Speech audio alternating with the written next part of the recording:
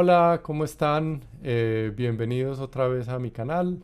El día de hoy tengo una entrevista muy especial con un pianista fenomenal que se llama Joel Schoenhals, Dr. Joel Schoenhals. Él es profesor titular de piano en la Eastern Michigan University en Ypsilanti, Michigan, y tuve la fortuna de estudiar con él mi maestría.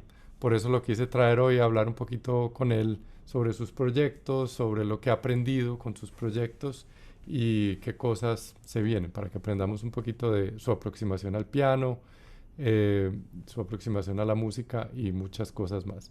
Voy a cambiar a inglés porque obviamente Dr. Schoenhaus todavía no ha aprendido a hablar español, pero espero que sean capaces de ver los subtítulos.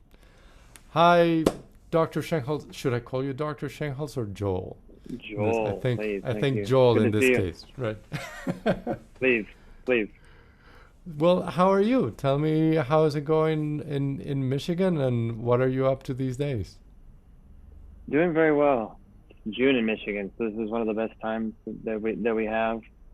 After a strange year here of teaching remotely and no concerts, back to kind of starting to make some plans.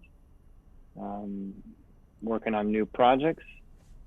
Trying to spend the summer practicing some, being with the family a lot, and looking forward to hopefully a different kind of year next year.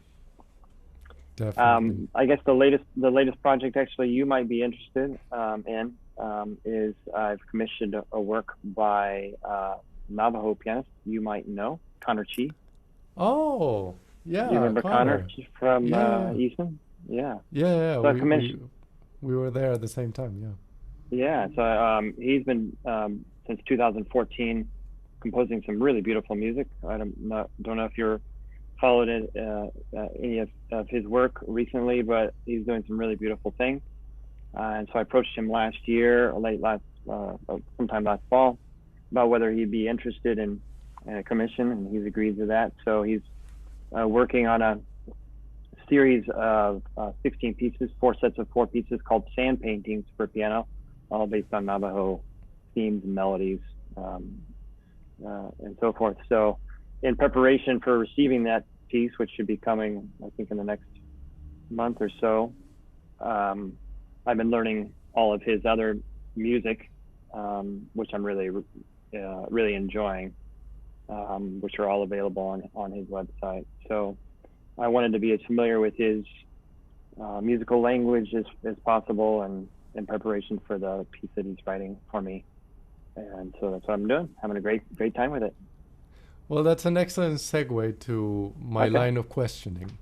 Because the I met you back in 2001, I think, in Chautauqua. You were teaching there. I was a student the first time that I went to a summer camp. Um, and you were preparing the Chopin Opus 10 etudes that you Mm-hmm. for your recital that fall. Mm-hmm. And ever since then, every like the next recital was like all the for children's pieces by Bartok, and then you've been kind of approaching composers not little by little but like embracing them, like you Mm-hmm. played all the Beethoven sonatas and all the Brahms small pieces and Bach partitas, and Mm-hmm. I wanted to know why did you why did you want to approach composers that way, and what have you learned from doing that in general? It's a great question. I think a lot of it probably has to do with just my personality, or the way my brain works, or the way that I tend to work best in terms of focus. That I feel like if I can get into something of depth, that's going to help me. If you know 10 pieces by one composer, you're going to understand that composer a lot more than if you know one piece of that composer. And so I did kind of that kind of approach did kind of start early. The struggle is obviously that sometimes all one composer concerts are not always the most successful. But being in academia, doing CDs and projects and research, and also being inspired by students in terms of wanting to, kind of delve into a certain area where I felt a weakness in myself or a lack of knowledge or lack of experience. By diving in, I felt like, a lot more confident in the teaching of that literature. Just to take one of the examples with the Beethoven Cycle. I did the Beethoven Cycle between 2012 and 2016, but some number of years before that, Andras Schiff was doing the Beethoven Cycle, and he was coming to Ann Arbor, and I got to see the whole cycle. And then after the concerts, I found myself, just spending days and weeks with the sonatas that I heard at those concerts. And I just felt like in my teaching of Beethoven, there was something I wasn't understanding. There's something I was missing. I thought it was very hard to teach it really well. And all these things kind of led me to what better way to sort of get better at the sonatas than to be able to just play them all. Same thing with the partitas. I mean, I find it really hard to teach Bach. I think it's really hard to teach Bach really, really well. I mean, I'd love to do all the preludes and fugues for that reason. Because I still find that to this day, it's really hard to teach the preludes and fugues really, really well. And I just love, from the teacher's perspective, as if you played a piece, your insights into that and the way you're able to help other people, is vastly improved. I also just happen to love the literature and feel that life is short. And as they say, there's too much music and not enough days, or whatever the expression is, And so I don't like to get too stuck on a single program or single project or single, I went into this field because I really do love, vast amount of the literature. And, we're lucky in that way that there's, it truly is, there's a lot. Nearly unlimited, yes. At least for a single lifetime. So, any follow-ups on that? I guess those are some of the things that motivate me, but, maybe it's also my Germanic heritage. It's sort of like this is what I'm doing right now. And so, very serious. I kind of very serious. And so I kind of lock in, and then when I'm in that world, that's kind of the world I'm in until it's the next world. So I don't know. It's just sort of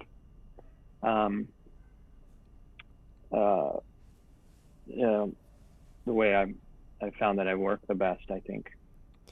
Okay, well, I remember you did the Bartók, you did the Schwange Gesang, the Liszt, Schubert, which I remember I also heard you play them with Donald Hartman at Eastern Michigan. It was a beautiful concert.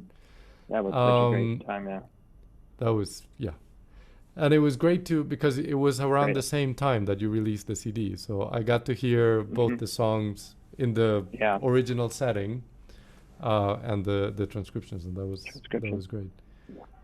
You also did all the Beethoven sonatas. You recorded all the partitas. They're on all the platforms. A plug here. Please go and to any of the platforms that you use to stream music and look for Joel Schoenhals. There's a lot of beautiful music there. Thank you. You did the Brahms little pieces, like the small pieces. I feel awkward saying small pieces because they're masterpieces. With the partitas, and what am I missing? You did. I don't know. You remember better what I did than I do. Yeah, and then you recently released a CD of Chopin, and now you're releasing a CD of dances by Schubert. Correct. Right. That's right. That's right. But which one? I was wondering which one of these cycles, when you look back, you surprised you, like either because they were too difficult, or they were not as difficult as you thought, or the music wasn't just as, I mean, it's all beautiful music, so that I imagine you didn't find, but or where you found that the music was just so underrated, even though it's top of the line, to say. That's a great question. I think that I probably the experience that changed me the most as a musician is the Beethoven Cycle, just because of the vastness of it and the pace. Because I did in 4 years there were 8 concerts, so every 6 months I was learning a new program, and some of those would get to be pretty long. Especially at the end. Yeah, and I mean one program was the 3 Opus 31 sonatas, and Waldstein. That's a big program. That's one of the hardest programs I've done. Yeah. But I mean, that's just from the practical, logistical planning and learning and memorizing and practice concerts and all those things that you got to do to get ready. But the other aspect that changed me was just my understanding of the past and understanding of the future of piano, because right there, and those sonatas sort of are they reflect on the past and future so powerfully, and those things when you're a student and you hear about those things, but when you live those pieces, especially I think progressively, meaning consecutively or chronologically, experiencing is kind of unbelievable. It's really like time travel, and especially when you kind of condense it into a certain period of time. The other thing that really changed me is I think I was really, I always feel like I'm a student. I mean, of music. I always kind of feel like a beginner, but I feel like at that time I was formulating. Beethoven forced me to formulate concepts of phrasing and timing, understanding of structures, and in ways that I had not dove that far into. Also forced me into, when you play that many sonatas by one composer back to back, you're forced to examine character so strongly too. So I feel like it forced me in that direction. And then also technically, because, the scope goes from, classical figuration, all the way to romantic, pedaling and different concepts of sound. And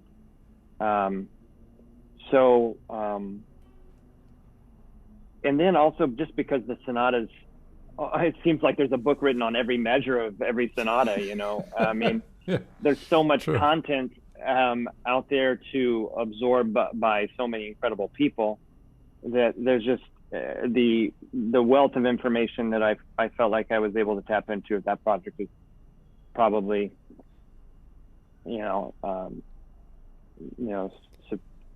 superior.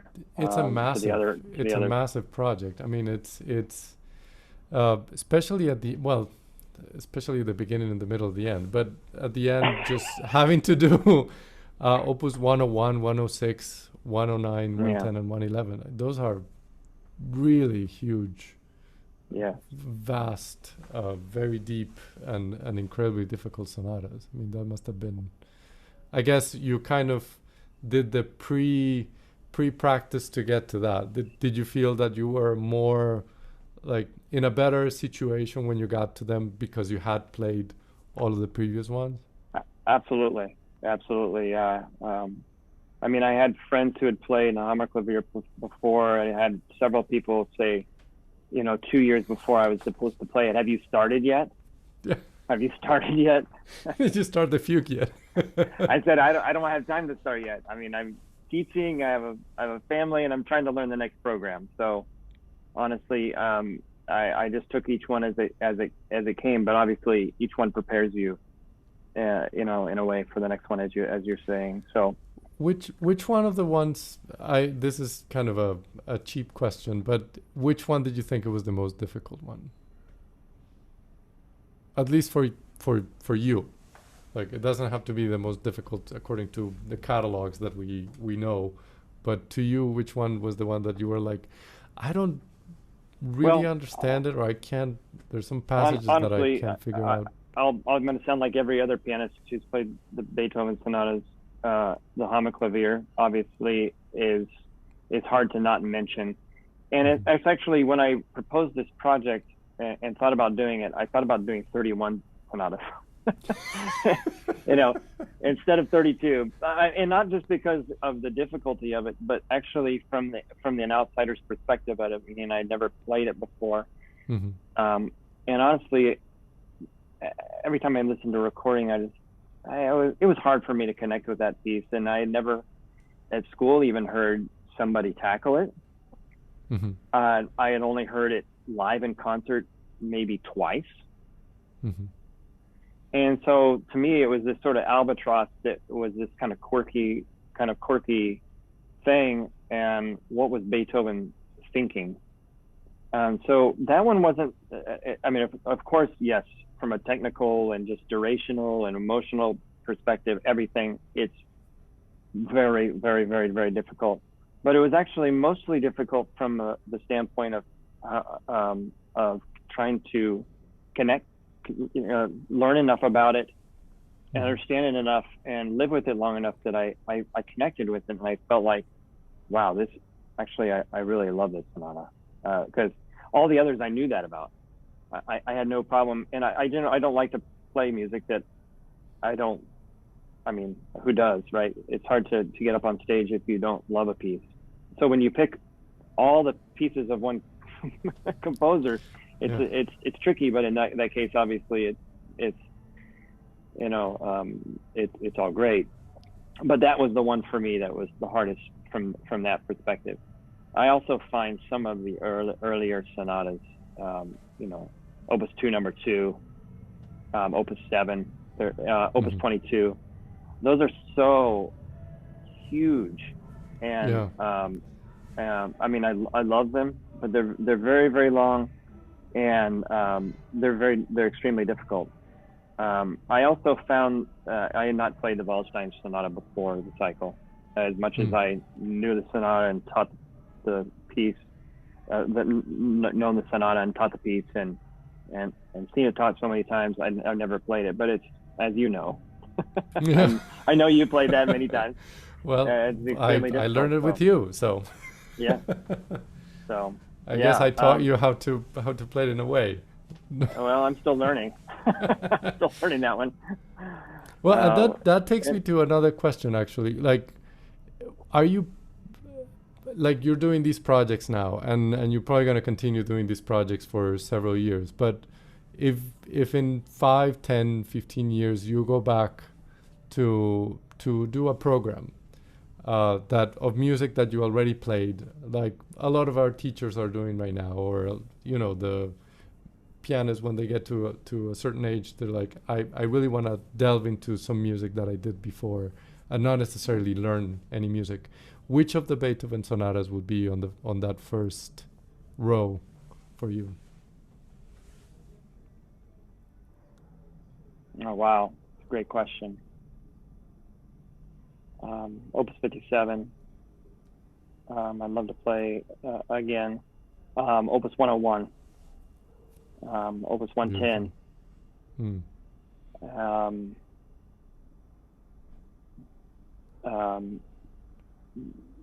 that's it.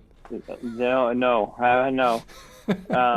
You mentioned the Opus 49 sonatas before we began the interview. I love playing those sonatas. But when I was doing it, people were asking me at the time, do you think you'll repeat this at some point?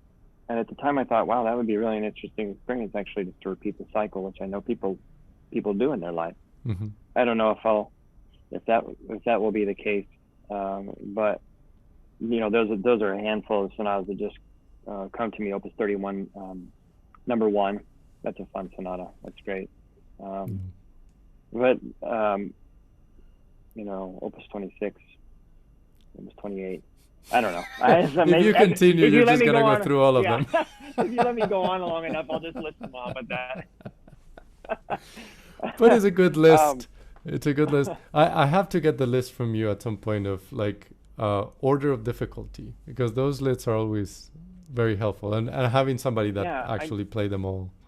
I just did a lecture. I can share that with you. I just did a lecture for a university in China. During this, COVID time situation, um, and I essentially did that, so I could share that document with you if that would be interesting. You Which would, ones would be the like the entry level sonatas for you? I mean, most people the Opus 49s and Opus Hmm. 14s, yeah. But even Opus 14s is a challenge, They're already, yeah. right? Opus 10 Yeah, number 1, Opus 2 number yeah, 3, right. Opus Yeah, 2 number 1. Yeah. yeah, right. Okay. Um, and I was going to jump back to your former question was, yeah, about the other projects in terms of what other surprises. When I did the partitas and the Brahms character works, as you said, on the tail of having done the Beethoven Cycle. And again, I was mentioning that kind of forward and future and past, Hmm. and Yes. that project was really born out of that concept. And that's why I married those programs together with the partitas and the character pieces of Brahms, because that's where my mind was. Um, Hmm. your mind is either on Schubert or it's on Brahms and Bach. By the time you get Yeah. there, um, and so that's where I was. But the partitas,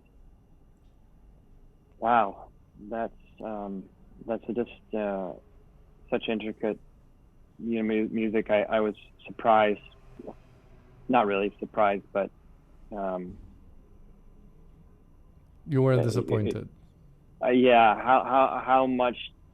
And I knew to play one partita well. I mean, to play one partita as well as and successfully as, for example, Opus 57 of Beethoven. That's a lot of thought and work and a lot of soul searching and a lot of cognitive and a lot of oral work and Hmm. a lot of tactile work, and it's and so those six partitas I think were perhaps, for me, as that's talking about surprises. You asked about surprises. Hmm. That was, to me, felt like almost the equivalent of the Beethoven cycle, in terms of the attention that I had to bring to it, the work I had to bring to it. So, How did the uh, Brahms felt? Because you were playing those at the same time. You would play that entire opus, like Opus 10 and Opus 76, and these cycles of small pieces that are just a complete. I mean, they're very well crafted, but it's a completely different feeling. Did they feel like they were a little? I wouldn't say shallow because it's Brahms, but they feel that they were a little easier compared to the Bach in a way, or. not at all. I mean, well, I think probably easier than the Bach in certain ways, just because there's more to hide behind from that Hmm. perspective, and people are probably going to get it a little bit more, even if you don't pull it off the way exactly you're intending to. But still, those pieces actually have the same demands, I think, in terms of detail and architecture, and the aesthetics is very, it's very, very. I think you're always walking a tightrope in that music, Hmm. and that's why I was so interested. As I mean, you're in the romantic world, but with this kind of classical structure, form, and concept. And how do you embrace both, and in what balance do you find? And I never thought I found a balance. I always felt I was searching for a balance with those pieces. Um, those pieces, actually, in terms of pieces I'd like to come back to with age, Hmm. the Brahms character works are definitely up there. And you asked me earlier also why did these some of these projects, for sure the Brahms, another composer that I found when I was demonstrating, And I used to say to my teacher, who's also your teacher, Rebecca Pennies, I find it so hard to get a sound that I want to get with Brahms. Mm-hmm. You know, I just find it so hard to, you know, and I think, you know, some of it is that this music, the reason why we like it is that it's better in our heads than it perhaps will ever be in manifestation. You know, so that's part of the endless chase and search that we're on in this world that we live in. You know, which is fun. Yeah. Did you have a chance getting into the, or taking a little detour? Did you hear the new recording of the Brahms Concerti By Schiff?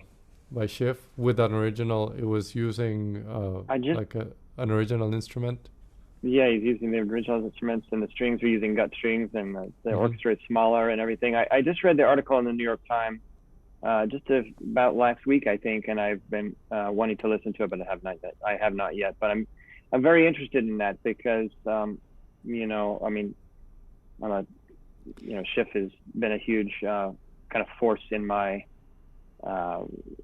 life, just by, you know, listening and watching to him and seeing him play so many times. I met him a couple times, and but I really that the appeal of the transparency of texture in that music, hearing that is, I think, really appealing, because I like those pieces. Yet every time I hear them, I always feel they're kind of they're sort of weighed down by themselves. So I'm very interested to have you heard those? I heard a little bit. I ran into it when I was in the car waiting for somebody, so I couldn't really get into it. But he posted a couple of videos on YouTube explaining the recording and explaining the instrument, and they're very interesting. That's great. Okay, I'm gonna check that out. But it felt so different in sound because it's much thinner, and like I grew up listening to Leon Fleischer playing with George Sell, that luscious, really deep, heavy sound, and this just it's very different, and it's hard to know if Brahms would have liked it or not, you know. Yeah, I mean, the notation still is coming out of that Viennese world, and most of the modern performances tend to sort of blow over that, probably mine included. And so, you know, kudos to him for revealing, you know, another perspective. That's where I come from with it. It's just nice to have such different views on the same music. Well, that's the beauty of it. I always feel a little, I don't know, I guess I can say it, annoyed when I hear people explaining like this is the only way music should work. Yeah. And when you hear that same person playing the music in different ways in different concerts, or hear two or three phenomenal pianists playing in such a different way that is like they're reading from different indications, you know, it's. Yeah. Whenever I hear somebody talk like that, I think, well, I guess they're not talking about music. Because for me, that doesn't exist. You know, I guess for me that's not music. It can't be, because that's the whole concept. It's not in a museum that was put there in, you know, 1600, and we like to go back and see the same sculpture over and over. It's just not that. So it's very difficult. Yeah, that's right. Getting back to the Brahms project, did you have the same feeling? You started with the Opus 10, right? Yeah. And the last pieces are Opus 119. So it's a long time in his life, and in the middle he writes, you know, the variations and the symphonies and all of these beautiful pieces. Did you get the same sense of Beethoven starting kind of on the heels of Mozart and Haydn and going after, you know, at the same time that Chopin and Schumann were growing up? Like, did you have the same feeling of Brahms, of that kind of evolution, or did it feel a little bit more homogeneous, like he was a kind of the same composer from the beginning to the end. Absolutely. Yeah, the latter. You definitely, I mean, no other composer, you know, Chopin, I mean, there's development in Chopin, there's development in Beethoven, Brahms language, but there's really no comparison in terms of seeing history, but, you know, written in front of your eyes just by a single composer like there is with Beethoven. It's just unparalleled. Brahms, what you're struck with is that Opus 10 already feels like late pieces. Mm-hmm. You know, and he's 21 years old. You know, he already wrote 3 sonatas, and that's right, big ones, pretty big ones. You know, right? Exactly. So you play that. So, so you already feel from Opus 10, even the Opus 39 waltzes, which are lighthearted in comparison, still harmonically feel like late pieces. And I mean, definitely, you know, when you get to Opus 118 and 119, or maybe 117, you know, they talk about the last sets. You know, there's even more of that sense of autumnal, as we refer to it. You know, more reflective, nostalgic wisdom of looking back at life that we, you know, kind of tend to talk about with Brahms. But it's already there in Opus 10. So, and you know, texturally and pianistically, it's similar. So, you definitely, that's not part of the same experience, or that's a different experience to play those pieces, and probably less important to play them chronologically. I think if you're going to do the series of Beethoven, part of the interest is doing it chronologically, because that's what's revealing. That's what's revealing to me. I know people do all sorts of things. That's great too. But yeah, I guess the other composer that you would feel that very clearly is Haydn, because the early sonatas are, well, it was developing the instrument as well. No, yes. The instrument itself was not the one that he wrote the latest sonatas for, the later sonatas for. So true. Okay, so let's keep going through. You just released a beautiful CD of Chopin music. Can you talk to us about how that process was? If Chopin felt like a different world, or if it's intermingled with Beethoven and Brahms, how did it feel to go to a it's kind of a different world to me, Chopin, compared to Brahms and Beethoven. It is completely. So you ask, you know, which sonatas what I want to play, you know, later in life. You know, come back to them. The pianists like to come back to pieces later in life that they had played earlier. The preludes and the B minor sonata are pieces that I had played, I don't know, maybe 20 years ago. I'm not sure exactly what years. And so it was going back to those for me. Just a little bit about that CD before I get into Chopin. It was very interesting. I have I had a really extraordinary opportunity here in town. There's a friend of mine near Ann Arbor who owns this piano that was built by Arno Patan. It's called the Arno 284, and it's a 9'4" straight strung piano. It's the only one of its kind in the world, meaning Arno Patan basically built this by scratch from the bottom up. Even built the machining and the the rim. Even built the tooling for the rim press himself. You can check it out if you search Arno Pianos, Arnos. And so my friend who lives near Ann Arbor owns this piano, and so I've given numerous concerts on the piano. It's quite extraordinary. And then I recorded the partitas on them, which is interesting because straight strung pianos tend to have a lot more polyphonic clarity. One of the ideas about cross strung pianos is you get more homogeneous sound, but you lose a little bit more of the distinction of registers, different aesthetic choices. And so, but Arno, the builder, being a Frenchman, I think took probably some inspiration from Erard and also from Pleyel.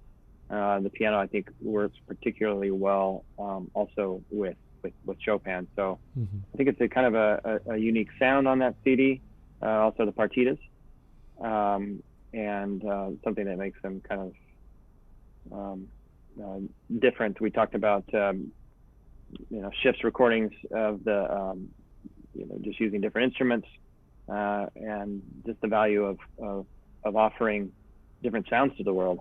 I'm a Steinway guy. I've got my own Steinways and I play on them all the time. I love them.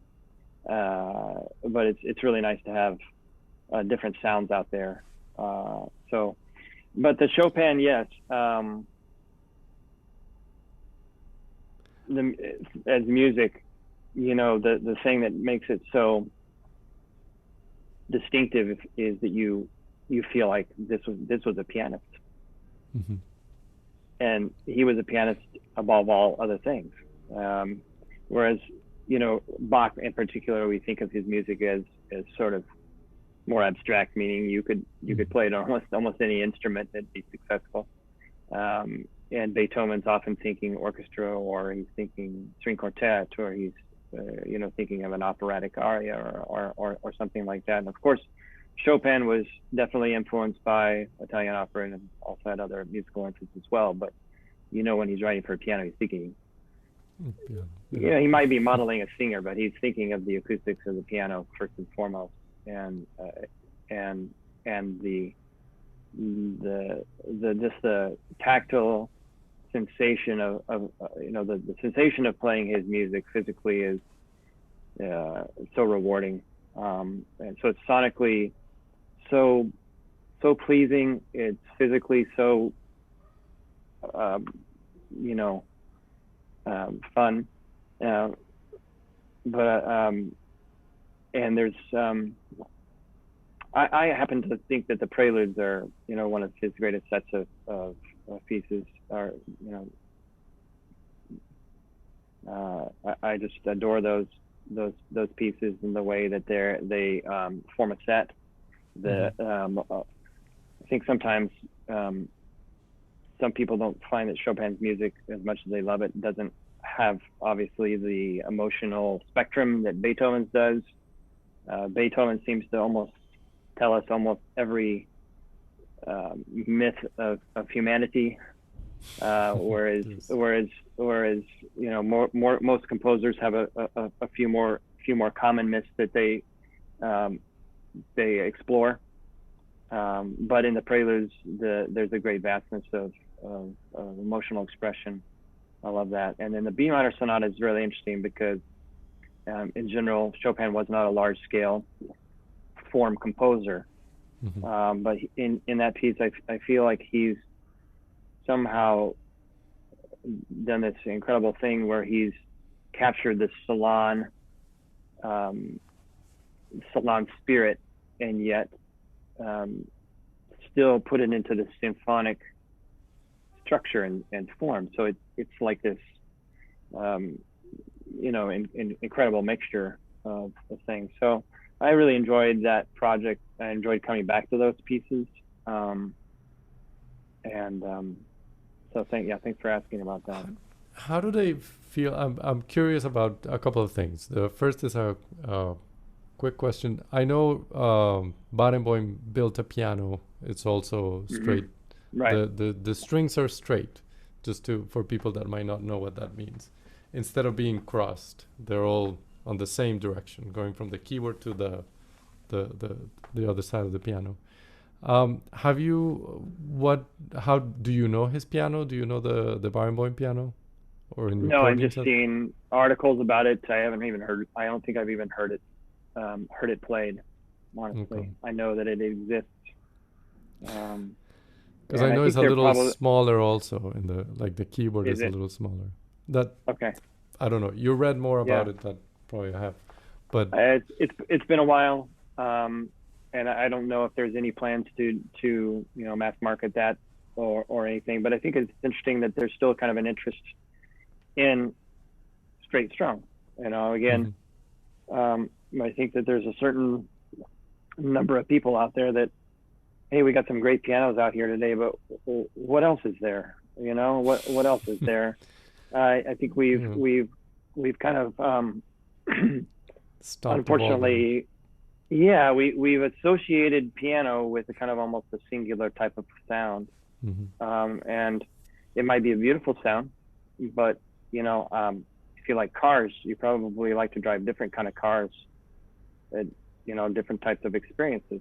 I mean, not every car is going to do the same thing, and make you drive differently at different things. I'm talking like I really know cars here, aren't I? Well, everybody knows a little bit about cars. Okay, there you go. How did it, because you learned this music in your Steinway, and I played your piano. It's not just a nice Steinway. It's a beautiful instrument. So going from that instrument to the Arno instrument, what felt off, and what felt like this is the real place to play this music? That's a great question. It was a pretty big adjustment to play that piano. It speaks differently. The decay functions differently. The balance between voices is really different. So typically with is it? Oh, sorry. Because you get the distinctness of registers. You don't have to, just like on forte pianos, you don't have to voice out the top. On Steinways, you're kind of always sort of like, okay, I got to bring out the melody. That's what I do. Yeah. And it's like we spend like, 75% of our time teaching is sort of how to, in a way, let's face it, we're basically teaching to compensate for the instrument, to make it sound good. So, but if you're trained and you're accustomed to that, and then you come to an instrument, whether it be a forte piano or the straight strung piano by Arno Potan, where you don't have to do that, because the registers, actually, the timbres of the registers create the clarity and balance for you, like different instruments of an orchestra. You have to actually deprogram yourself for voicing and touch. And so one of the great things is, I think most Steinway players, or who's basically everybody, we get almost accustomed to not listening to our left hands in a polyphonic way, in a independent manner. I feel that's happened to me. I have to really pay attention to my left hand. That's one of the reasons I've done a lot of work on my piano, is to try to bring some of that more polyphonic clarity to that. But when you get that, it just it changes your view of the music. So the timing is different because the decay is different. The textural balance is different because the things we're talking about, and then the color world is entirely different. So you have to kind of ask yourself when you sit down, just like you do with any piano, but you have to ask yourself in a even more open-minded way, how do you want to be played? What do I have to do for you to be the most beautiful? That's my job, is to help this, is to allow this piano to be as beautiful as it can be. What do I have to change in myself for, what does it want me to learn? What does it want me to do? I'm talking about great instruments here, of course. That's the dialogue that I'm referring to. But some instruments, you do have to be like, what do I have to do for you to sound good? Sometimes it's the opposite. I've had that experience as well. I've had that experience more than the other, yeah. But it must be really interesting, because we have an image in our head, and when we sit at any piano, we try to get like our brain tries to listen to the instrument and adjust to that sound. But if you're going to an instrument where you don't have a mental image of what it should sound like because you're learning from the instrument, I mean, I couldn't imagine doing that, because it's, you either make the Arno sound like a Steinway, or you just kind of, I don't know, or you come up with a whole new world of sound. Yeah, I mean, obviously, all of us have spent all our careers adapting to different instruments. It's what we do. So we go someplace and we play and we adapt to the next instrument. We have that conversation. One of the for me, one of the hardest things about travel and performing different places is that process. Not that I don't feel like I can do it, but that if I show up at 2:00 and have an hour on the piano and then I play a concert at 8, I don't feel like I know the environment. I don't feel like I know the piano. I mean, I can play the concert, but I don't feel like I've had that opportunity to let my whole nervous system adapt to a different world, you know? And so if I can get there the day before and have a couple hours and then sleep on it and have some time in the morning, you know, I'm in much better shape, especially if there's a fresh tuning at night. And then it's like, okay, I feel like I'm ready to go. But then, but on the Arno piano, I mean, fortunately, this is owned by my friend, and I could go over there as often as I like. He was very generous about that, so I had a lot of time. But sometimes I would only go an hour at a time, because I feel like I just wanted to stay in that experimentation place where I didn't want to be imposing, like you were talking about. You have that kind of concept in your head. We do. And you have to allow yourself time to let go of that, you know, and then build a new, and be open to a new concept that can be given to you. The fun in that I find is that then when I come back to my instrument or go out to play another piano, I've then gleaned a whole new set of perspectives on the music, and so that part I really I love that part about playing piano is the differences in the dance between you and the piano and the space. And then of course, oh yeah, there are people there. We forgot about that this year, but they're playing for people. That's playing for people. That's a totally different thing. No, the only experience I had similar to that was, well, playing harpsichord. But it's so different that I don't know if it really translates into kind of the same thing. But playing fortepiano, at Eastman they had a fortepiano on the 4th floor, the 5th floor, and I got to during Christmas break. Miss Penny's made me. Well, she didn't make me, but she got them to let me refill the humidifier. So I would go and refill the humidifier, but then I would practice an hour or two every day, and that was a life-changing experience as well. Exactly, right? Yeah, and that's why your Mozart tells us that. Yeah, yeah. But you had to drop all preconceptions about that and about what you were doing. You know? Well, the more you get into it, like at the beginning, it's just this is so awkward, and the keys are black instead of white, and it just right. But then you get past that, and then you start listening, and you start enjoying, and the same happened with the harpsichord. I did 1 year harpsichord at your school, per your suggestion, by the way. Yes. With a wonderful colleague, Dr. Ryder Feenstra. Yeah. Yes, and I enjoyed my time with her very much. And I've done a lot of clavichord work with Dr. Ryder Feenstra, and that's been also life-changing for me. Another instrument that just, teaches you so much. I have not had the chance to practice on I mean, I played a couple of notes, but that's a totally different. For me, it's the keyboard instrument for me, it's the keyboard instrument that gives you the absolute most tactile and aural feedback.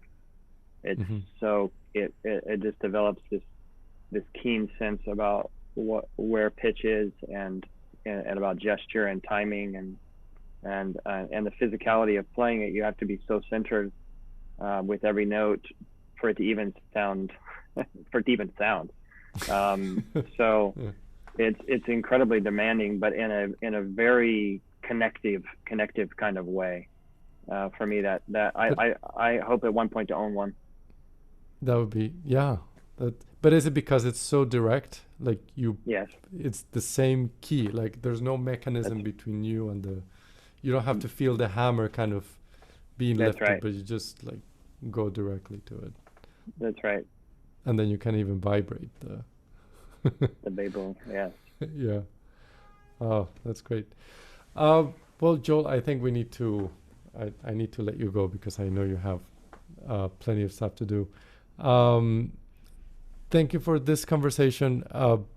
I wanted to do this interview for a long time, and I got busier than I thought this year in terms of Thanks for other inviting me stuff. to do it. I love what you're doing with the videos and offering so much to all of us. And I mean, anytime I have a chance to see you, I'm happy, Andre.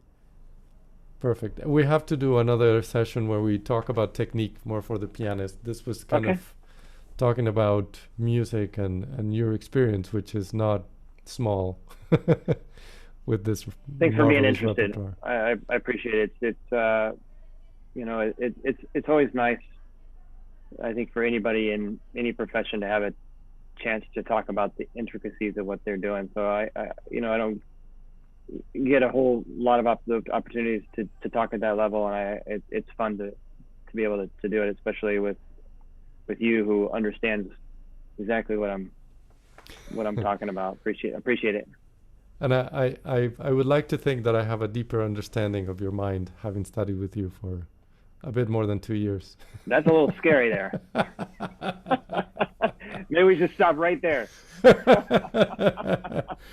Okay.